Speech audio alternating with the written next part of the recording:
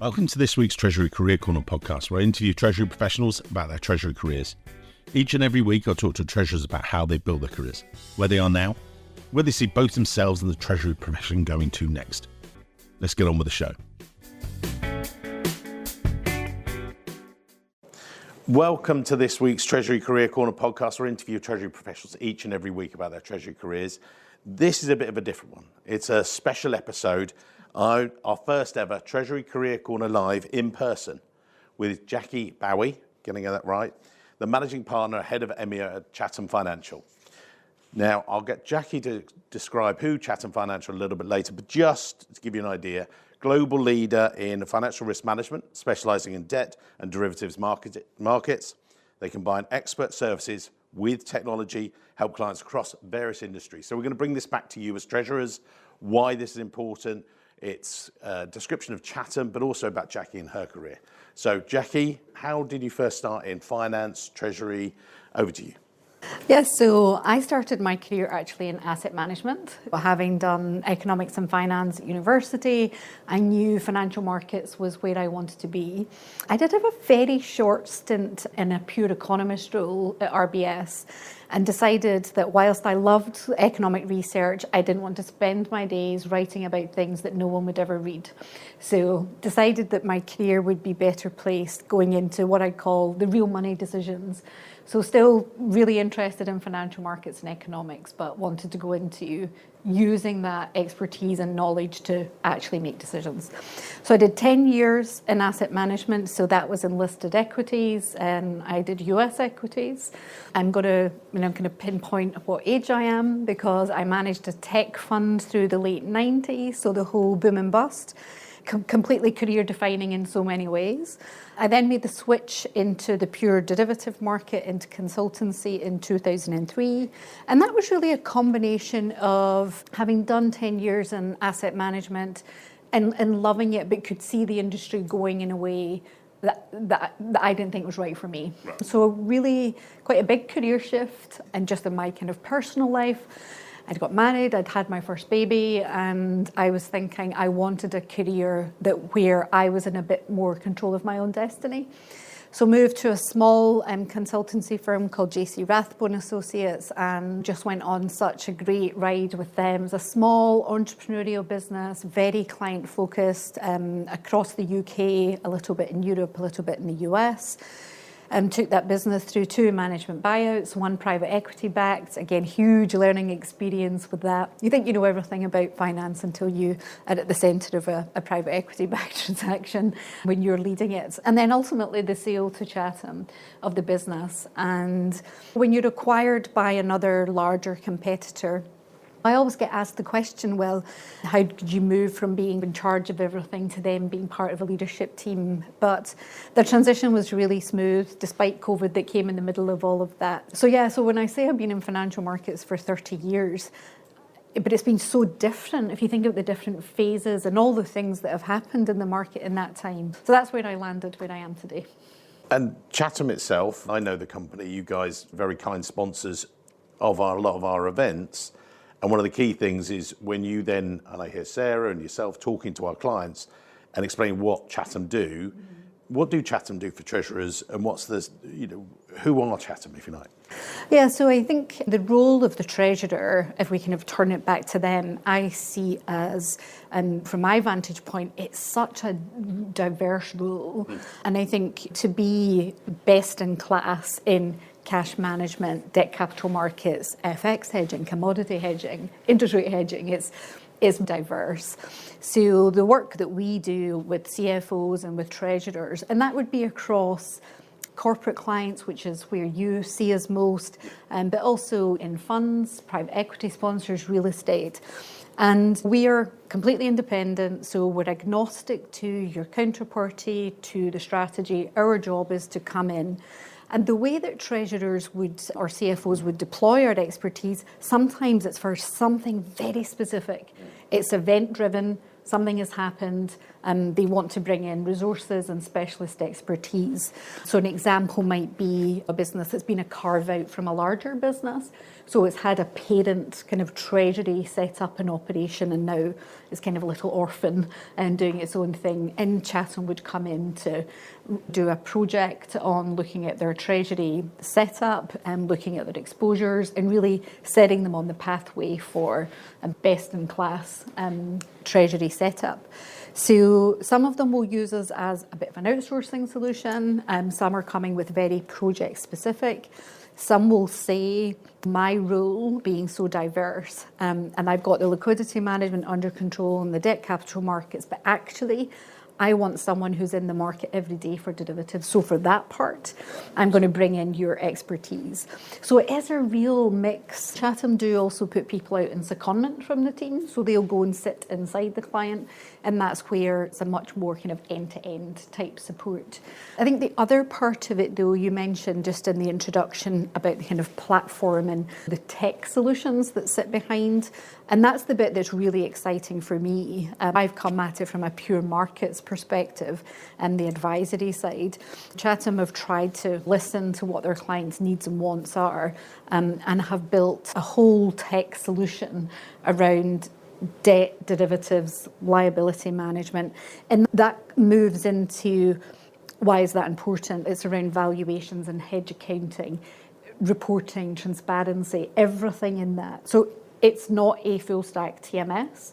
And when we speak to your clients and your contacts, we are not positioning as an end-to-end TMS, but we can slot in as a kind of the best in class for what we are good at. And again, that's been quite a shift for me to learn that different world. But yeah, really interesting pivot using my expertise, but applying it in a slightly different way. And how are you guys different, or how do you differentiate from some of the other consultancies? It's a loaded question, but I know when we spoke about it before, how are you different? Well, I would say, obviously I worked for a different firm and we had a culture and a process there, and then becoming part of Chatham. I think one is how we're actually structured and set up. So Chatham's a large global business, but we're employee owned. So we take a long-term view.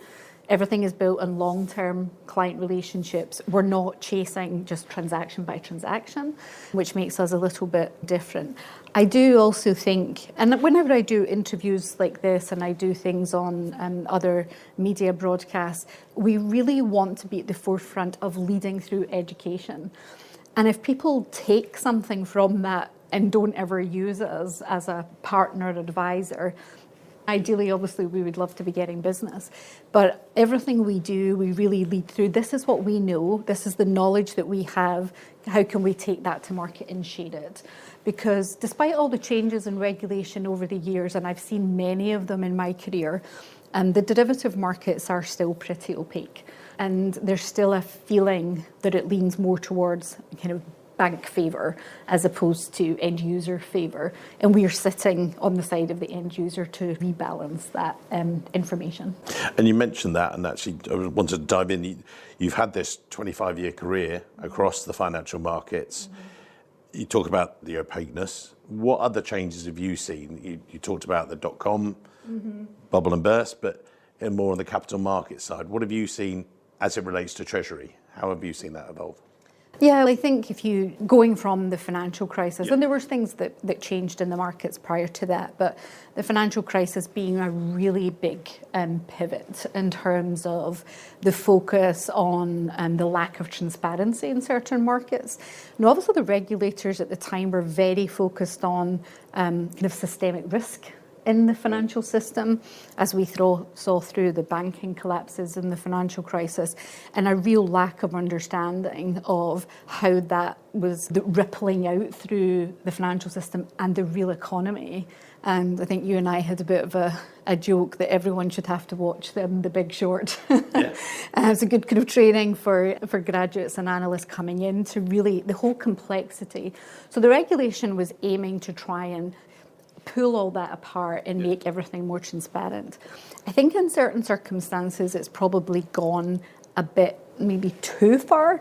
And some of the clients that we work with, they're not big financial counterparties, and they are using derivatives for pure risk management purposes.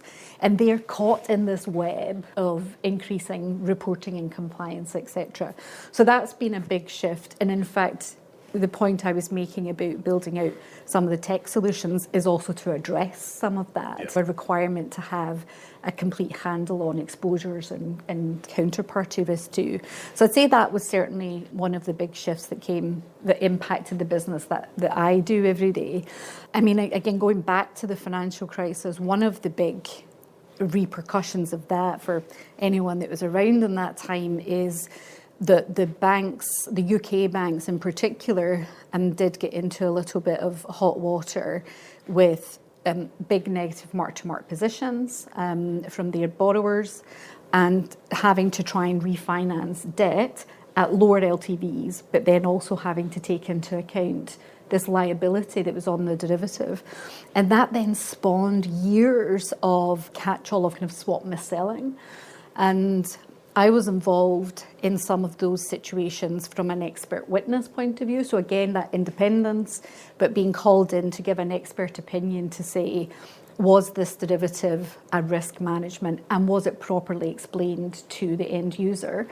So I think there's then that kind of changed some of the work that we do, and I guess the opportunities for an independent point of view, because banks then became very cautious about who they were willing to position derivatives with. The good thing that came out of that is, I would say that particularly in FX and rates, that there was a move towards much more vanilla structures, what we would call real hedges, as opposed to structures that had some bells and whistles on, which makes them less transparent in terms of pricing, but ultimately turns them into less of a hedge, because it'll have a knockout or everything else is around it. Yeah.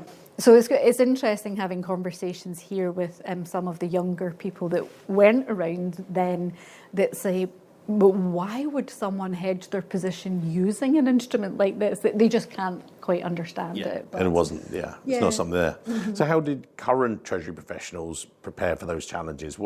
When they're dealing with their banks, when they're dealing with their partners, is it asking for clarity, or what should they be doing? Obviously, we're an advice podcast. Someone's listening today. They're a Treasury manager. How does this apply to me?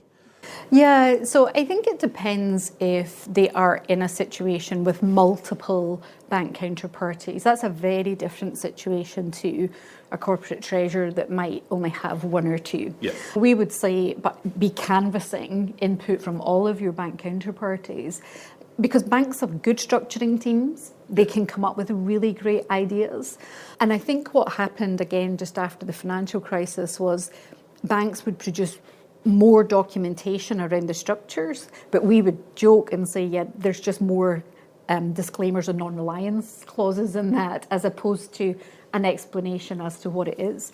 I would say from a treasurer or an end user's point of view is to say, what is my objective and what am I trying to achieve? What does this look like in a year's time, in 3 years' time, in 5 years' time? Now, no one has a crystal ball. You can't say we know exactly what's going to happen in the markets. To do some kind of sensitivity testing, not just on market moves, but what is the business objective? And that's one thing that I really admire about treasurers as well that we speak to, is that they are finance professionals, they're all very smart, well qualified, but they have to fit their decision making into a broader business strategy, and they're not always at the heart of that. They're maybe hearing, or they get invited into board meetings and they hear what the business strategy is, but the decisions on derivatives and hedging and the broader treasury management needs to fit into what the business objectives are. And again, if you're listening to your banks coming to you with ideas and structures, they won't have any of that insight. Your job then is to try and match that up and to ask yourself those questions. And I think if you ask the questions and answered them honestly, you would move away from some of these more structured products where, not always, so I'm generalizing a little, but usually the more structured the product, the headline rate on day one, whether it's an FX rate or an interest rate, looks better. But do that time test question. What does it look like in a year, in 2 years, in 3 years? Exactly. And could I go into a board meeting in 3 years' time if the market is here and the business strategy is here, and still justify that this was the right decision to make. And what are the other emerging trends or risks, if you like, that you think are coming? We've got political risk, we've got lots of different things and turbulence in the market. Is that it, or what are the other things that you think? So we always use this catch-all phrase of it's the known unknowns, right? So that other things will happen in the market, and you just don't know exactly what they are. So it's that kind of preparedness for the volatility that might come, or sometimes it's lack of liquidity, right? It could be the repercussion is different, but being prepared for that. And I keep using the financial crisis as the benchmark, but there was a lot of people in 2006 and 7 and early 2008 that could not envisage a time when their relationship banks were not going to be there for them. Yeah. There was just this assumption that liquidity would always be there and those banks would be there. So what happened obviously completely turned that around. I think where we are today, of course, is there's a lot of people who are very experienced, but they didn't live through the financial crisis. Well, they weren't at the heart of it. Yeah. And I obviously memories are quite short in financial markets. I would say just if we look at the interest rate market at the moment, it's so interesting because if you were an outside observer, you would say, but how hard can the Treasurer's job be? Interest rates are falling. That's easy. It's actually harder to make the right hedging decision in a falling interest rate environment. When rates are rising, you have to hedge, and you're trying to hedge it better than the market rate if you can, but or better than what the market's pricing in. When rates are falling, there's a bit more of a thought process of saying, well, I can wait because the rates are falling, and if I hedge now, will it have that future-proof question in a year, 2 years? And the interesting thing for the last 12 months has been the market was pricing in, and let's use dollar and sterling as the two markets, pricing in fairly significant interest rate cuts, which didn't come. And what we're finding now, of course, is people coming into the market to hedge, and rates are higher than they were when they first looked at it, call it 10 months ago.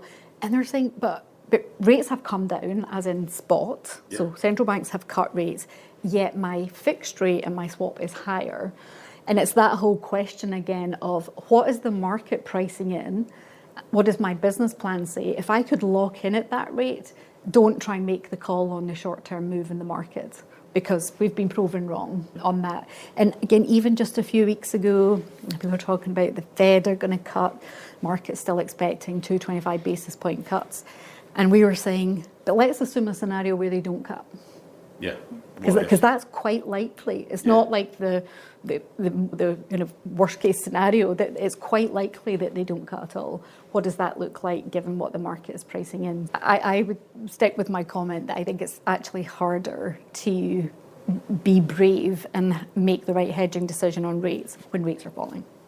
You touched on technology, obviously treasury management systems, big thing. I keep harking back to this. One of my recent guests said, look, AI is coming along and everyone's talked about this, but this treasurer said some of my colleagues don't even switch on their treasury management system. So you've got a diversity of uses of technology, but obviously a lot of treasurers are late adopters. They're wanting to see what happens. Mm-hmm. What are you seeing in technology innovation, and what are your thoughts? Yeah, and I can understand people who have access to systems and are not using them, because I think part of the challenge is many, and I'm not just talking about treasury management systems, much of the technology that is available maybe has overpromised and underdelivered. Yeah. So people have less trust in it. So they say, you know what, I don't trust what's coming out of this, or I don't like the user interface or how I have to input data. I'm just going back to Excel. And everyone reverts back to something they know. It's familiarity, and they're comfortable with it. I think the pace at which technology is now developing and the improvement in quality, it feels like we're here now. Now, I've got a bit of bias in my own day-to-day work because, as I say, coming into this world of technology solutions inside financial markets and treasury is actually quite new to me too.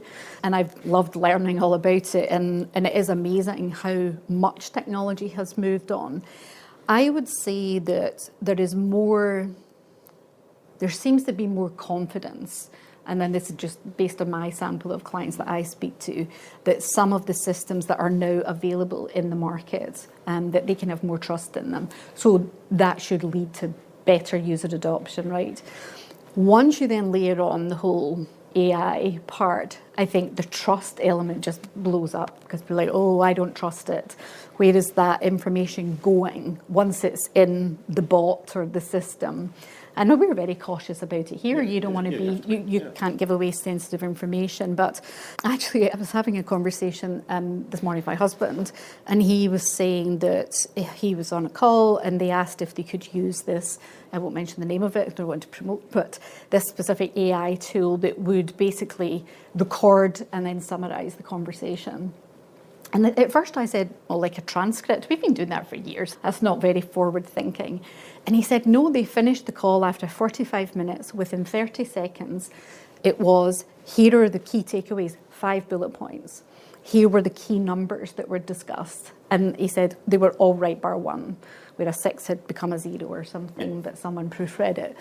And he said that whole instantaneous summary, we all agreed that was the summary. So instead of having to go back to your desk and whatever, and he's a real skeptic about these things, and I'm sold. Like, this is it. So it does feel like the way that part of technology development is going. And again, we see it here in our business and how we can deploy it safely. Now we just need to wait and see what the regulators are going to do about regulating AI. And I think you're right. I think also, and I think I use the same tool. And what is scary, or what's amazing was one of my clients the other day got the same email with the action points that we agreed, and I got my action points, she got her action points, and things that probably would have taken a week to get together. By the end of the day, we'd sent out the paperwork, and it was like, wow, okay, and it's taking out that manual. But I think there is room for caution, and that brings it on to the next bit. So given these challenges and the outlook, there are challenges. Treasurers are sometimes a little bit, not overly cautious, that's what they're going to be. But what are the opportunities as well? What, AI, maybe the use of that, or what other opportunities do you think treasurers should be thinking about? Yeah, so I think there's a couple of things. We've talked a lot about the tech side and getting more confident in the platforms and systems that they're using that are giving them. And it's not data for data's sake. So accurate data is number one. That's the foundation, right? Is the information correct? Once you've achieved that level, it's okay, data for decision making. How do I then use this to represent Treasury at the board meeting, to represent my company externally to stakeholders, etc. So and that's where some of the more kind of added value, AI, whatever, could come into play. So, but I still feel that at that stage of saying, is the data actually correct? Have I got a real handle on my exposures globally or all my counterparty credit risk and that part of it? So I think that's one. But moving away from the technology, we're looking across the markets at all of the new liquidity providers that have come in. And as we look at how banks deploy their balance sheets for lending, how the kind of bond market, both here in the UK as well as globally. But then there's this whole extra liquidity coming from the private debt, private credit market. And some people will say, oh, that's just debt that's used for like these unitranche type providers for private equity backed, higher levered situations, perhaps higher risk. But when we're talking to clients, we're actually seeing these different sources of liquidity coming into play. For me, I think treasurers should always be out in the market. It might not be suitable for them right now, but these sources of liquidity are changing all the time. And also, keep going back to the financial crisis, being reliant on incumbent lenders from using their own balance sheet from a kind of senior term debt perspective is not the way There's alternatives. Your liquidity anymore. And it's not always about the lowest price either. Some of the private debt and the funds and the unitranche providers, okay, the actual headline cost of the debt might be more, in fact it will be more than what a bank can lend at. But if you look at all the other components of it, so I would make that same, or be aware of that and make that same decision, the same as I was saying you would do with derivatives. Look at the business plan and say, does this work for me? As opposed to just saying, it's not about the headline rate of interest only. So I think there's loads of opportunities, both on tech, data, productivity, and sources of liquidity in the market. Now, moving on to the people side of the business, if you like, I know that's a passion of yours, and we talked in our meeting recently about mentorship and the fostering talent, giving feedback, a number of things. Obviously, a lot of people listening and watching will actually be managing and coaching teams. What sort of advice would you give them? Maybe just general advice, and then we'll deep dive a little bit. Yeah. So I think I've probably changed my stance over the years, and I've told this story to some of my colleagues here. When I first started managing a team of people, I remember it coming around to the year end where they give 360 feedback. And we're always a bit nervous, thinking, what will they say about me as a manager and a leader? And when I read the feedback, there were a few different people, but I'm going to take the two extremes. One of them was, she's a great manager, leader, she spends time, she's interested, she really wants to help you develop, she gives you autonomy, blah, blah, blah. Brilliant. All great, I'm all smiling, happy. The opposite one, you think they'd written about a totally different person. And you, of course, and you don't look at the positive feedback, you're only hanging on the negative feedback. And I talked to my manager at the time and said, clearly one of them's wrong. And he said, yeah, and it's you. You're the one that's wrong. And I said, but I've managed them the same. I've given them both the same time and attention. And he said, and that's what you did wrong. Because they're different people and you've managed them the same. And it sounds so obvious, but it's a real light bulb moment to say, as a manager and a leader, it's got to be about individualization. And we do a lot of work here on our strengths, and we use an external consultant, and everyone in the team goes through these kind of strengths workshops. And a really big part of that is how you give and receive information and how someone else gives and receives information. So I think as from a manager kind of mentor perspective, it is about what's worked with someone else will not necessarily work with another person, because they're bringing a whole load of different situations with them, and you don't know what they are. Yeah. All you can see is the overt behaviour, and you're saying, I want to give them constructive feedback, but how will they take that? And to do that, you really need to get to know them. And so we do spend a lot of time here getting to know people personally. I don't mean asking them intimate questions about their personal life, but actually, and I always say, as a manager, be really honest, and then people will be really honest back with you. Because I think when you get to a senior position in particular, people think, oh, but you've achieved all this, and they don't realise that it's not saying it has to be a rocky road the whole way, but it's by no means a smooth journey. The things that you've had to deal with throughout your career, whether it be external events, whether it be personal things, whether it's that questioning of, did I make the right decision? Everyone has done that. So I often think if you kind of open yourself up to people, then they'll open up to you. And that's how you can really help them to develop and grow and mentor them. So I much prefer a kind of informal form of mentoring. Where I worked before, we had a more kind of formal mentoring program. People were forced to sign up, and it felt a little bit engineered and not as authentic as. But to make it informal, you have to have very motivated managers that are willing to really push themselves out there to connect with people, catch up with them. And I'll have managers who'll come to me and say, I've been working with this person. I don't think I'm the right person to mentor them. Is there anyone else in the business you think they should informally connect with, just to help them think about their career trajectory inside Chatham, or it could be outside Chatham?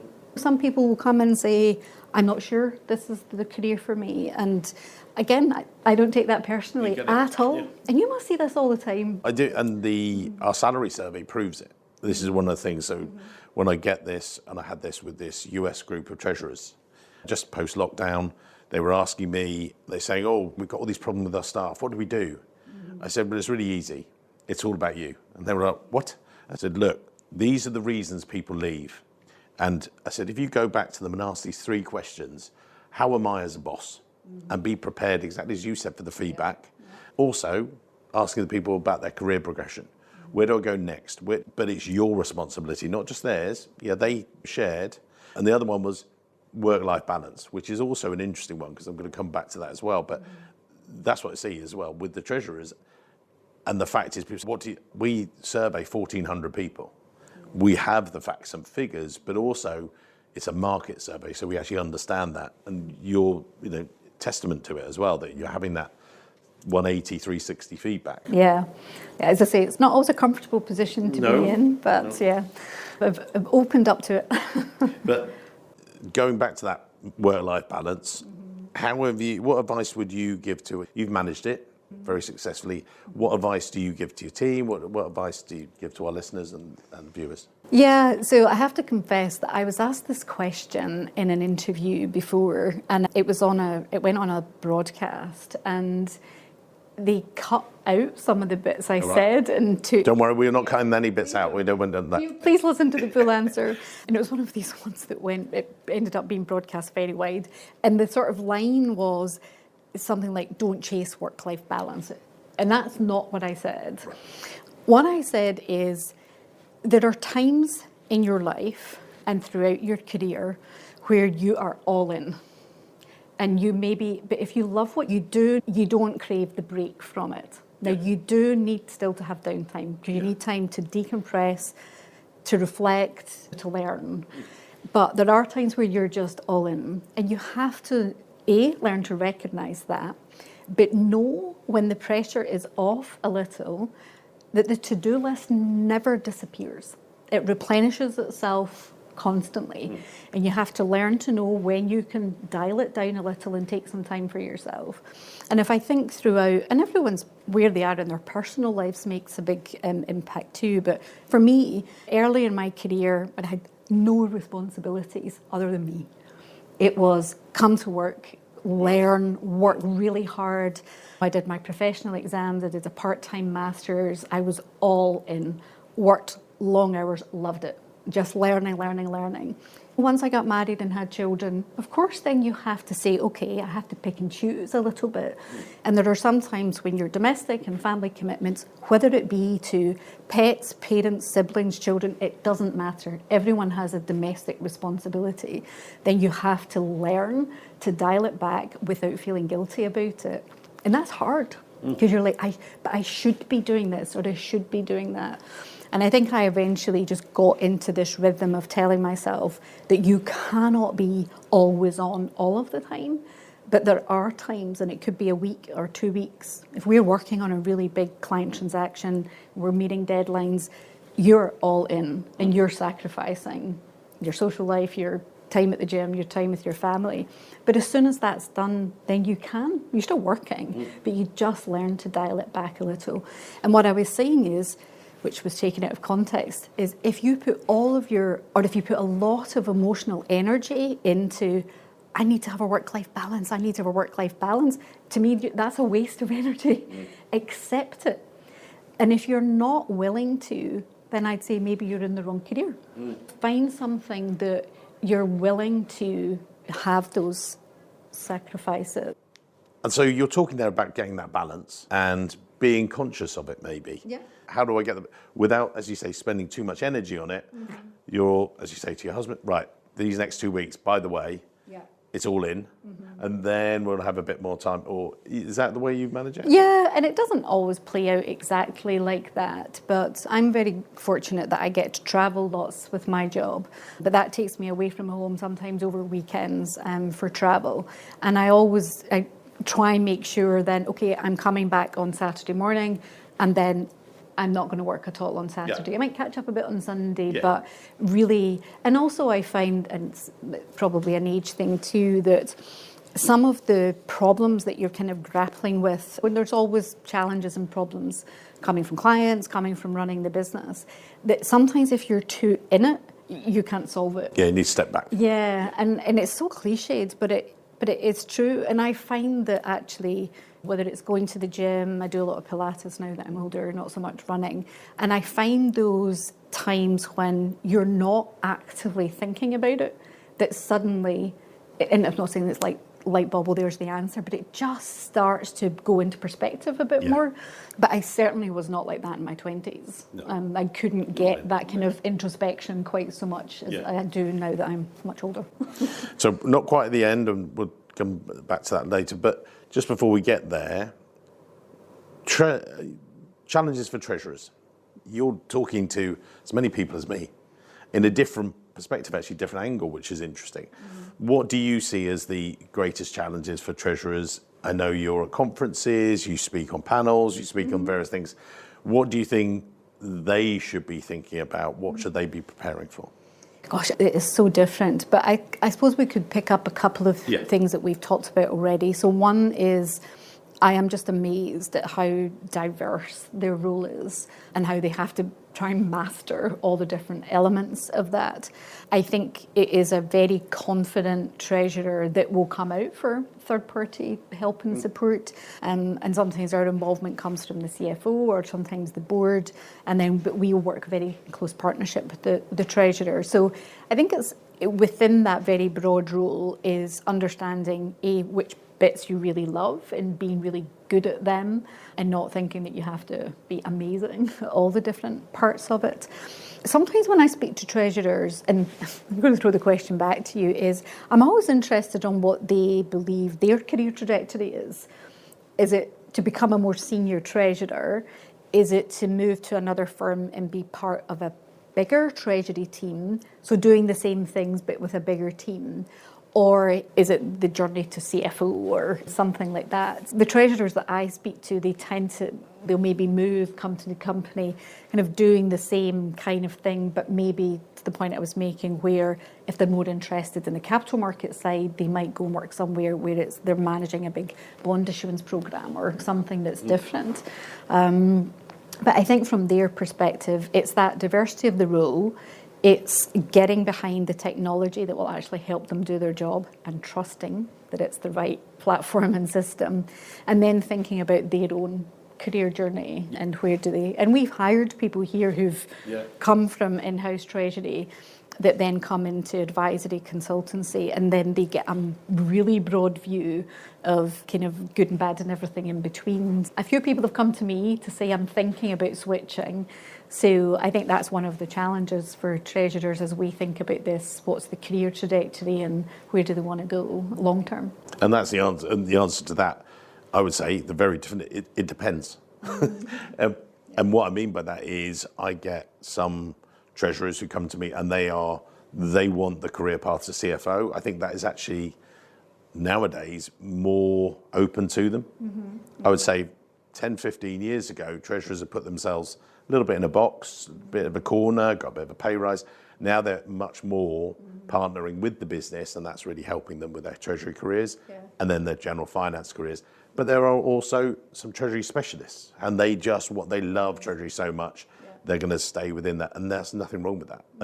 But it's interesting for me when I'm talking to those clients because they are, and I also talk to a client, and they say, we want someone like this, and you have to then mould it with them as well. Yeah, and I think that's the point we were mentioning earlier, that I think treasurers that can really make their decisions and drive the business, but understanding how that connects into the operational business, whether it's consumer, retail, manufacturing, pharmaceutical, whatever it is really making that connection is really important. And I guess for those that want to move on to CFOs, that's the critical part. Yeah.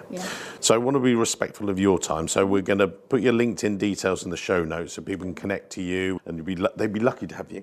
But as we do each and every week, takeaways. If you reflect back on it and someone's listening today or watching today, they are a treasury manager or maybe a more senior treasurer, what advice would you give to them? What should they be thinking about, do's and don'ts, or what are your thoughts? Yeah, so I'll do the personal bit first.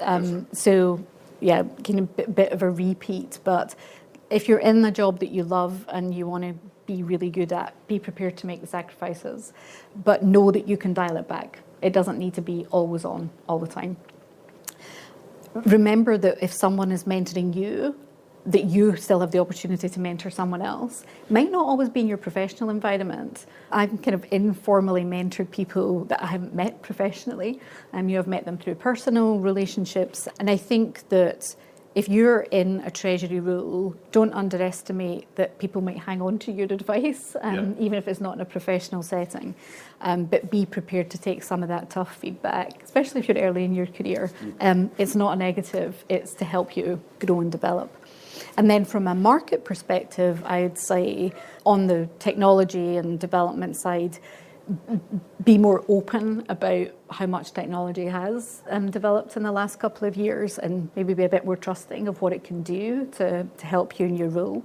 On the pure markets, there are broader sources of liquidity available. Be open to exploring them, even if not for now, it might be in the future. And yeah, don't try and call that interest rate market based on central bank expectations. What a wrap up. There you go. Jackie, thank you very much. Thank you very much. I hope you enjoyed this week's episode just as much as I did recording it. Now, don't forget to subscribe on your usual platform, whether that's Spotify, Apple Podcasts, wherever you listen to your podcast, so you never miss a future episode. Want to stay ahead in Treasury? Fantastic. Sign up for our newsletter. There's a link in the show notes. You'll get instant access to my pay review action plan for you, Treasury professionals. Free guide to help you prepare for salary negotiations, maximize your salary at your next pay review. You'll also get early access to our 2025 Treasury Salary Trends Whitepaper. And if you take part in our salary survey as well at treasurysalary.com, we can send you our January review of salaries as well. And by signing up to the newsletter, you'll get access to our CV, resume, templates, career tips. What could be better? It's amazing. If you're looking for a role, go to the website, treasuryrecruitment.com, or maybe even join us at any of our 2025 events and conferences. We're right the way across. We're going from the US back through the UK, right the way across Europe, Dublin. It's going to be a great year in 2025. So looking forward to it. Go to our events page, treasuryrecruitment.com/events, and sign up. Meet us in New York in March or anywhere else you want to see us in the rest of the world. Thanks for listening. Until next week, see you soon.